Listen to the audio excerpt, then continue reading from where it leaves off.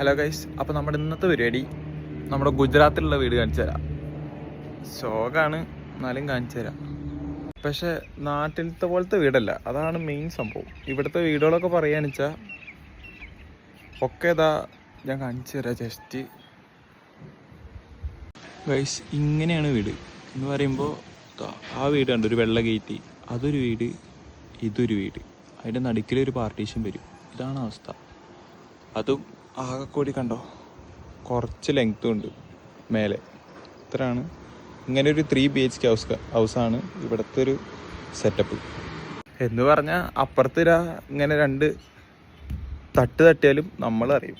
അതാണ് പ്രശ്നം. വേറെ പ്രശ്നമൊന്നുമില്ല, വേറെ കുഴപ്പമൊന്നുമില്ല. അപ്പുറത്തെ വീട്ടിലെ ആൾക്കാർ വന്നാലും നമ്മളറിയും. പിന്നെ അതുപോലത്തെ സൊസൈറ്റി ആവും കൂടുതലുണ്ടാവുള്ളൂ.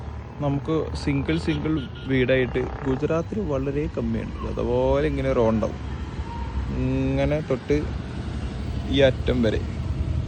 അത് കഴിഞ്ഞാൽ അടുത്തലായി, അതിൻ്റെ അടുത്തലായി, അങ്ങനെ പോകും. പിന്നെ ഞങ്ങളുടെ വീടിൻ്റെ ഒരു ഭാഗ്യം പറയുകയാണെന്ന് വെച്ചാൽ, നമ്മുടെ വീട് കണ്ടോ ഒരറ്റത്താണ്. ഇവിടെ നിന്ന് അങ്ങോട്ട് വേറൊരു പറമ്പാണ്. അത് കാരണം മാത്രം നമുക്ക് കുറച്ച് ഭാഗ്യമുണ്ട്. അല്ലാണ്ട് ഇതേപോലത്തെ ലൈനിൽ പെട്ടിരിക്കുന്ന ആൾക്കാർക്കാണ് കൂടുതൽ പ്രശ്നം. അപ്പോൾ അവർക്ക് പ്രശ്നം പറയുകയാണെന്ന് വെച്ചാൽ അത് കുറച്ച് ഡാർക്കാണ്. കാരണം നമുക്കിപ്പോൾ അത്യാവശ്യത്തിന് വേസ്റ്റ് എറിയണം തോന്നിക്കഴിഞ്ഞാൽ, വേസ്റ്റ് അങ്ങനെ എറിയാറില്ല, എന്നാലും നമുക്ക് കുറച്ച് ഭക്ഷ്യ വേസ്റ്റ് ഉണ്ടാവുമല്ലോ, അതൊക്കെ എറിയണം തോന്നിക്കഴിഞ്ഞാൽ ഒരു രക്ഷയില്ല. വീട്ടിലടക്കി പിടിക്കുക, പിറ്റേ ദിവസം വണ്ടി വരുമ്പോൾ കൊടുക്കുക. ഞങ്ങളങ്ങനെയല്ല, ഞങ്ങൾ കാണിച്ചു തരാം എന്താ ചെയ്യാന്ന്. ഇവിടെ വന്നിട്ട് ദൈവ പറമ്പിക്ക് ഒരൊറ്റ പിടുത്തം വിട്ടു. അത്രയും വിശാലമായിട്ടുള്ള പറമ്പാണ്. പിന്നെ അത് ആ ഒരു ഭാഗത്തായിട്ടാണ് നമ്മുടെ റോഡ് വരിക. അപ്പോൾ ഒരു 100-200 മീറ്റർ കുറച്ച് റോട്ടിൽ നടക്കണം. മൊത്തം പറഞ്ഞാൽ ഇതാണ് അവസ്ഥ. പക്ഷെ കുഴപ്പമൊന്നുമില്ല, അഡ്ജസ്റ്റ് ചെയ്ത് പോവാം. അതാണ് ഗുജറാത്ത് ലൈഫ്. ഞാൻ ഇനിയും കാണിച്ചു തരാം ഗുജറാത്തിനെ പറ്റിയിട്ട്. കോളേജ് ഉണ്ട്, അത് അതിനും വരാം. ഇതാണ് ഗുജറാത്തിലത്തെ ഏകദേശത്തെ ഒരു വീടിനെ പറ്റിയിട്ടുള്ളൊരു സംഭവം.